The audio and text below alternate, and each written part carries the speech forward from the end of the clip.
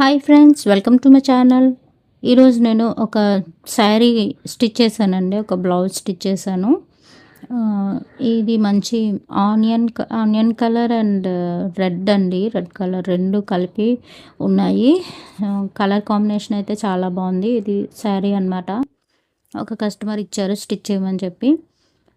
నేనైతే ఒక టార్గెట్ పెట్టుకున్నానండి. రోజుకి ఒక బ్లౌజ్ అండ్ ఒక చీరకి ఫాల్స్ వేయాలని చెప్పి.